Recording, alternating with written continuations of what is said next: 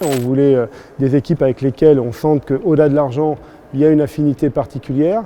On sait aussi que des projets comme ceux-ci prennent du temps et ne sont jamais des longs fleuves tranquilles. Et donc il faut des équipes qui sont prêtes à être là dans les bons, mais aussi dans les moments plus compliqués.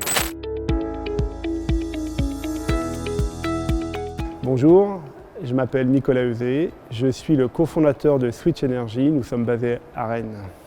Alors le métier de Switch Energy, c'est la production d'électricité propre, permanente, décarbonée, à partir de l'énergie osmotique.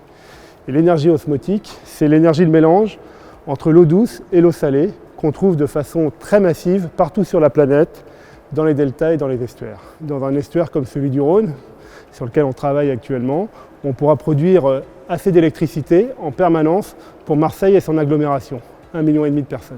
Et l'objectif, c'est d'installer fin 2023, début 2024, un premier site pilote à l'embouchure du Rhône.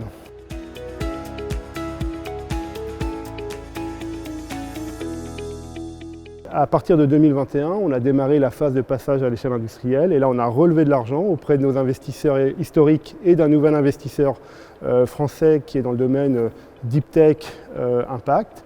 Et on continue maintenant à lever régulièrement de l'argent. On a refait un tour de table l'été dernier, mi-2022, toujours avec nos investisseurs, mais cette fois on a aussi accueilli des partenaires industriels, la Compagnie nationale du Rhône et EDF qui ont participé aussi au financement de la société. On voulait des équipes avec lesquelles on sente qu'au-delà de l'argent, il y a une affinité particulière. On sait aussi que des projets comme ceux-ci prennent du temps et ne sont jamais des longs fleuves tranquilles. Et donc il faut des équipes qui sont prêtes à être là dans les bons, mais aussi dans les moments plus compliqués.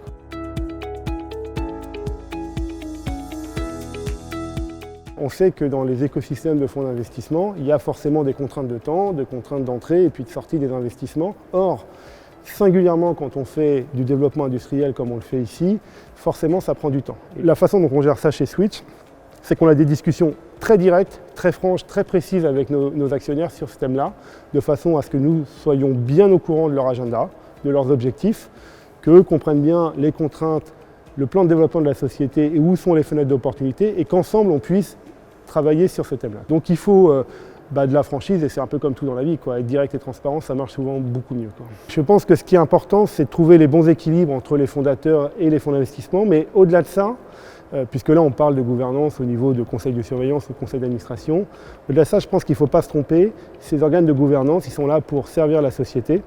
Et donc il est important, mais c'est plutôt quelque chose que je vois beaucoup se développer ces dernières années, de donner de la place dans les conseils de surveillance, de mon point de vue, à des administrateurs indépendants, experts des sujets sur lesquels on travaille, qui sont capables d'apporter une expérience, un savoir-faire, un réseau au conseil d'administration. L'avenir, d'abord, il est gigantesque parce qu'on a un potentiel énorme et on a bien l'intention de l'adresser. Il est un peu vertigineux parce qu'il y a beaucoup de sujets et puis surtout il est fun, quoi. On s'amuse bien et je crois que c'est assez rare d'avoir une société où on a une mission comme la nôtre, une technologie totalement nouvelle comme la nôtre et puis une équipe comme celle qu'on a ici, quoi.